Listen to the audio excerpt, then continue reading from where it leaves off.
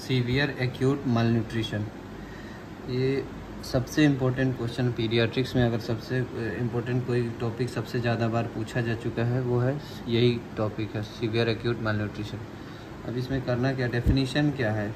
अगर WHO जो growth chart है उसमें वेट फॉर हाइट अगर लेस देन 3 स्टैंडर्ड डेविएशन है और बायलैटरल बाइपेडल एडिमा है, डायग्नोसिस ऑफ एक्लूजन, और mid arm circumference less than 11.5 centimetre है, age group 6 months to 5 years के बच्चे में मेज़र करते हैं शाकिर टेप से। तो अगर presence of any of the following criteria है ना तो वो एनफ है डायग्नोसिस ऑफ सैम के लिए, ठीक है। अब जो भी इसमें असेसमेंट करते हैं, ये चेक करते हैं कि किसको कॉम्प्लिकेशंस है, किसको अनकॉम्प्लिकेटेड है। इसके बेसिस पे हॉस्पिटल बेस्ड मैनेजमेंट करेंगे या होम बेस्ड मैनेजमेंट करेंगे। तो एपिटाइट चेक करेंगे, अगर गुड एपिटाइट है, oedema generalised oedema, no oedema या मिनिमल एडिमा है, या फिर एब्सेंस ऑफ एनी कॉम्प्लिकेशन है, तो इसको सुपरवाइज्ड होम मैनेजमेंट ही करेंगे। अगर इसमें appetite poor, very poor appetite है, अगर NSR का प्रेजेंट है, जनरलाइज्ड एडिमा प्रेजेंट है, या फिर मेडिकल कॉम्प्लिकेशंस प्रेजेंट है, इसमें मेडिकल कॉम्प्लिकेशंस अभी देखेंगे जैसे hypoglycaemia, hypothermia, infections, electrolyte imbalance, dehydration, deficiency of micronutrients, ये सब में कॉम्प्लिकेशंस अगर प्रेजेंट रहेगा तो उसको हॉस्पिटल मैनेजमेंट करेंगे, ठीक है। तो home based management of Sam में क्या करते हैं, तो होम बेस्ड मैनेजमेंट पे सबसे पहले न्यूट्रिशन ही देना, सिर्फ न्यूट्रिशन देना है। कितना, तो 175 किलो कैलोरी पर KG per day with protein 4 से 6 ग्राम पर केजी पर डे देते हैं, और given by home based diet और RUTF। होम बेस्ड डाइट पे भी दे सकते हैं या फिर RUTF ready to use therapeutic food देंगे, ठीक है। अब ready to use therapeutic food क्या क्या होते हैं, तो ready to use therapeutic food जो होते हैं कि ऑयल बेस्ड पेस्ट होता है, मेड ऑफ शुगर होता है, मिल्क सॉलिड्स होता है, पीनट पेस्ट होता है, वेजिटेबल ऑयल होता है। इसमें ready to use therapeutic food में होता है ऑयल बेस्ड पेस्ट होता है, शुगर रहता है, मिल्क सॉलिड्स रहता है, पीनट पेस्ट रहता है, वेजिटेबल ऑयल होता है, और इसमें एडेड न्यूट्रिएंट्स, मिनरल्स, एंटीऑक्सीडेंट्स होता है। न्यूट्रिटिव वैल्यू कितना होता है, तो इसमें 543 कैलोरी होता है, 543 किलो कैलोरी होता है, और 15 ग्राम प्रोटीन होता है पर 100 ग्राम में, ठीक है। It is stable and it can be stored unrefrigerated for many months, मतलब ये RUTF जो होता है ready to use therapeutic food, ये स्टेबल होता है और रेफ्रिजरेटर में स्टोर किया जाता है, मैनी मंथ्स तक स्टोर करके रखा जा सकता है। और home based management of Sam में 4 कंपोनेंट्स है। एंटीबायोटिक्स देते हैं, डिवॉर्मिंग करते हैं, विटामिन ए ट्रीटमेंट देते हैं, और एज अप्रोप्रिएट वैक्सीन देते हैं। तो इसको एक एक करके, एंटीबायोटिक्स में क्या, ओरल एमोक्सिसिलिन फॉर 5 डेज देंगे। डिवॉर्मिंग करेंगे किस चीज़ से, एल्बेंडाजोल सिंगल डोज, अगर 2 साल से ज़्यादा है तो 400 मिलीग्राम, और 2 साल से कम है तो 200 मिलीग्राम का एल्बेंडाजोल टैबलेट देते हैं। विटामिन ए प्रोफाइलैक्सिस में क्या क्या देंगे, विटामिन ए से लेस देन 6 मंथ्स का है बच्चा तो 50,000 इंटरनेशनल यूनिट, 6 मंथ से 1 ईयर का बच्चा है तो 1 लाख इंटरनेशनल यूनिट, और मोर देन 1 ईयर है तो 2 लाख इंटरनेशनल यूनिट देते हैं। एज अप्रोप्रिएट वैक्सीन देते हैं, जो भी नेशनल इम्यूनाइजेशन NIS के अंदर में जो भी वैक्सीन आता है वो सब वैक्सीन देंगे, जैसे OPV, HP, पेंटावायरस, रोटावायरस, ये सब जो भी वैक्सीन होता है सब देंगे। Sensory neural stimulation, emotional attachment, ये सेंसरी न्यूरल स्टिमुलेशन करते हैं बच्चे को, इमोशनली बच्चे को अच्छे से इमोशनल अटैचमेंट करते हैं, टेक केयर करते हैं चाइल्ड का, और घर पे विजिट करते हैं, home visit by health care workers, Asha, anganwadi, ANM वाली जितने भी हैं सब home visit health care workers हैं, होम विजिट करते हैं। और पैथोफिजियोलॉजी जो है, थोड़ा सा इसको यूनी में पूछा जा चुका है कि पैथोफिजियोलॉजी इसका क्या है, मतलब सैम का सीवियर एक्यूट malnutrition का, तो उसको देखेंगे। इटियोलॉजी में आता है इमीडिएट इटियोलॉजी में क्या है, इन्फेक्शंस होगा, लो बर्थ वेट बेबी होता है, already low birth weight baby है, इन्फेक्शंस है, इनएडिक्वेट फूड है, ये सब कारण है जो है सैम का कारण है।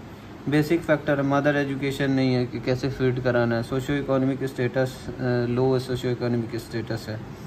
अंडरलाइंग फैक्टर है जो कि अपर लेवल से, गवर्नमेंट के लेवल से ही ये हेल्थ केयर एक्सेस नहीं है, नॉट अवेलेबल है, फूड का कोई सिक्योरिटी नहीं है, कुछ भी मिल रहा जा रहा है, कुछ भी खा रहा नहीं, नो केयर गिवर नहीं है।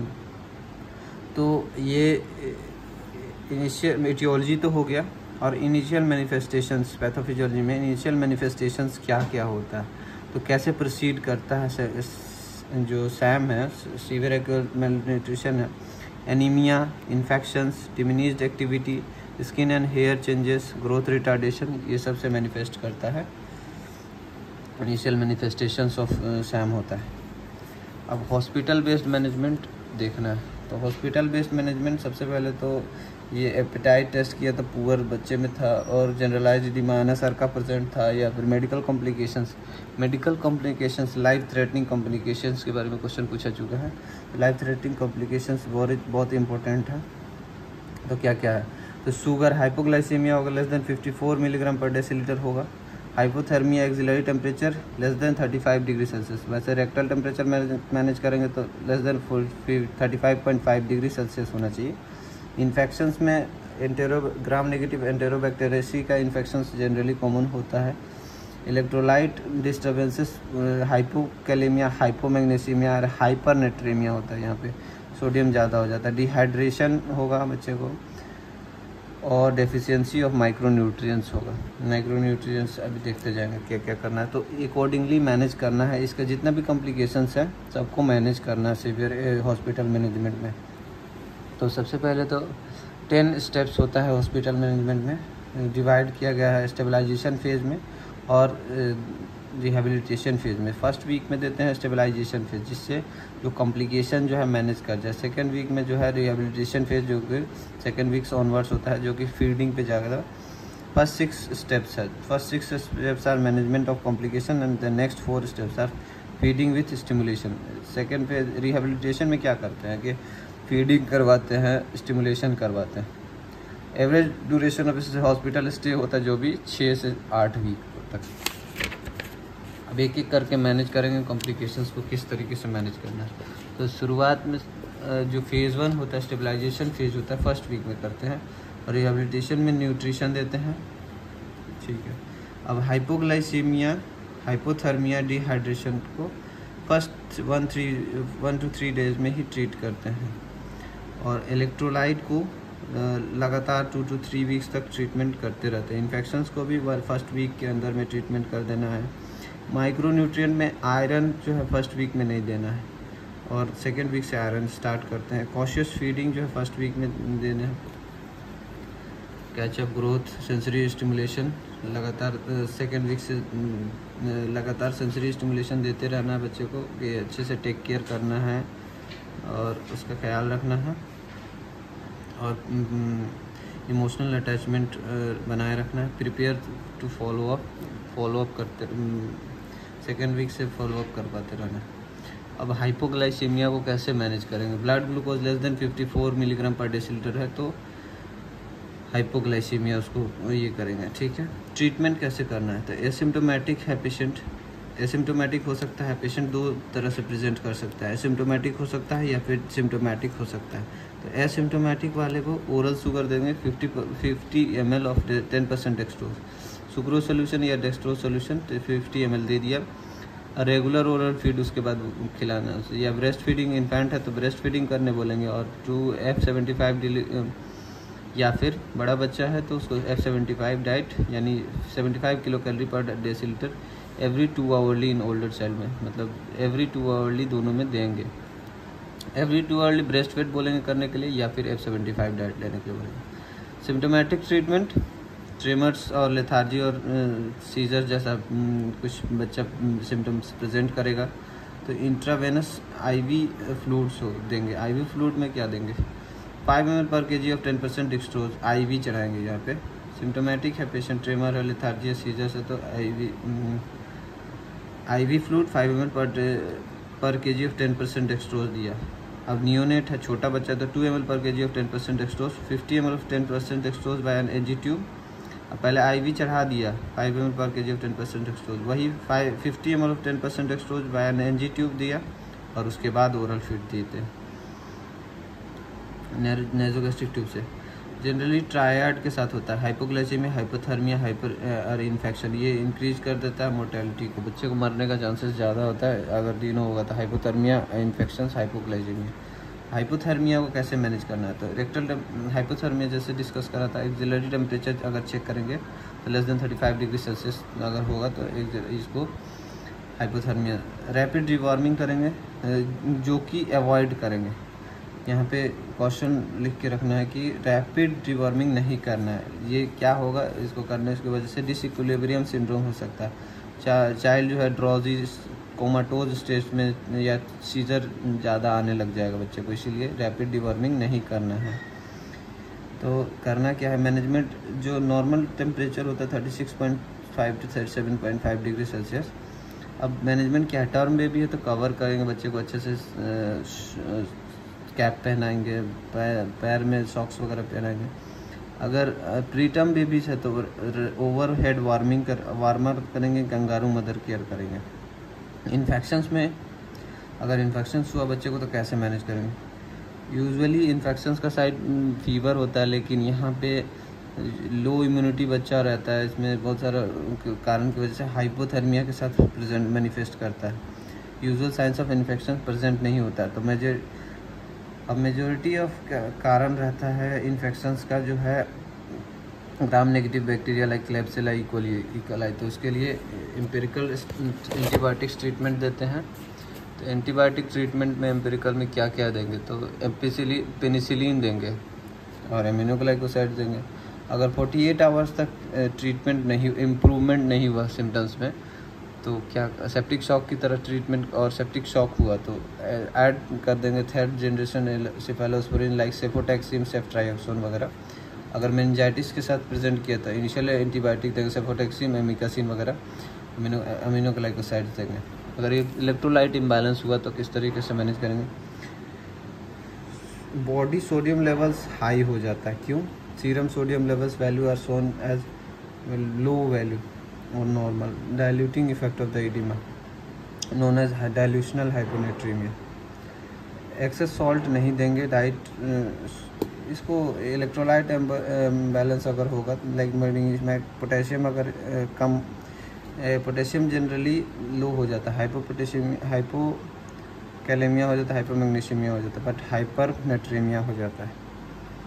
तो 3 to 4 मिलीग्राम पर केजी पर डे तक पोटेशियम दिया जा सकता है। और डे 1 से मैग्नीशियम अगर कम होगा तो डे 1 पे 50% सोल्यूशन मैग्नीशियम सल्फेट, इसको छोड़ देना है। Imbalance must be corrected over 2 weeks. Dehydration कैसे करना है, डिहाइड्रेशन का सबसे पहले स्किन पिच टेस्टिंग नहीं करते, अनरिलायबल होता है क्योंकि सबक्यूटेनियस फैट तो होता ही नहीं है, तो ऐसे कैसे, सैम का केस है तो इसमें सबक्यूटेनियस फैट है ही नहीं, तो स्किन पिच टेस्टिंग रिलायबल नहीं है। तो साइंस ऑफ डिहाइड्रेशन कैसे देखेंगे, तो ड्राई ओरल म्यूकोसा होगा और यूरिन आउटपुट डिक्रीज, ओलिगोरिया होगा, इंक्रीज थर्स्ट होगा।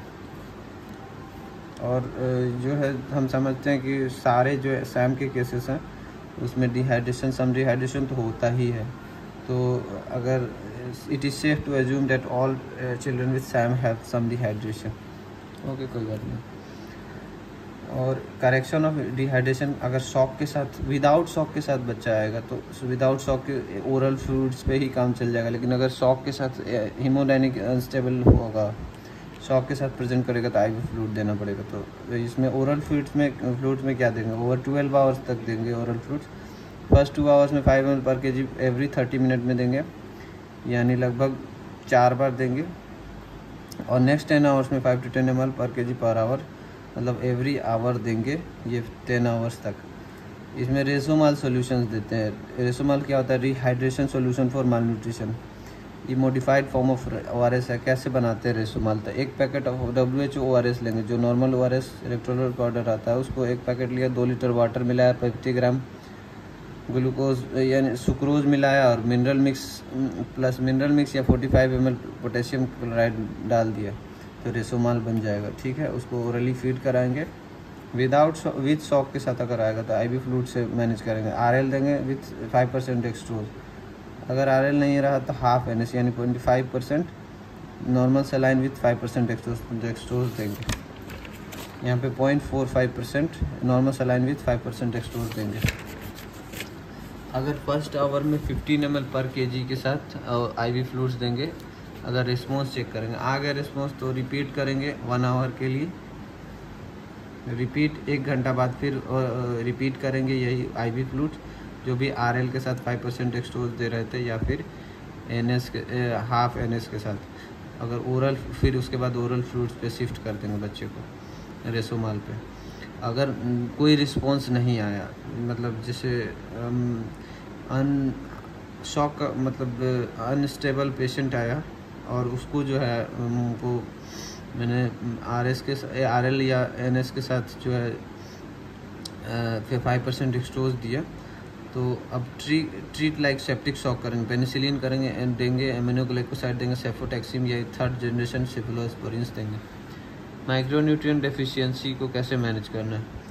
Definite and significant micronutrient deficiency present in all children with Sam. सब ऑल चिल्ड्रन विथ सैम में डेफिनिट और सिग्निफिकेंट माइक्रोन्यूट्रिएंट डेफिशिएंसी होता ही है। तो RDA जो रिकमेंडेड डेली अलाउंस होता है उसका ट्वाइस डोज देते हैं।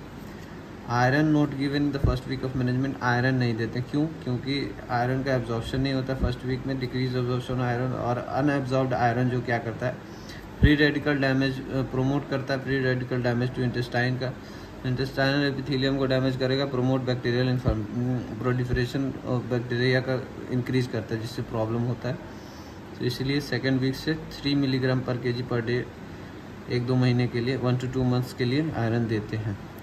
विटामिन A देंगे और इसमें मोर देन 1 year चाइल्ड है बट लेस देन 8 kg है तो हाफ डोज यानी 1 लाख इंटरनेशनल यूनिट देंगे।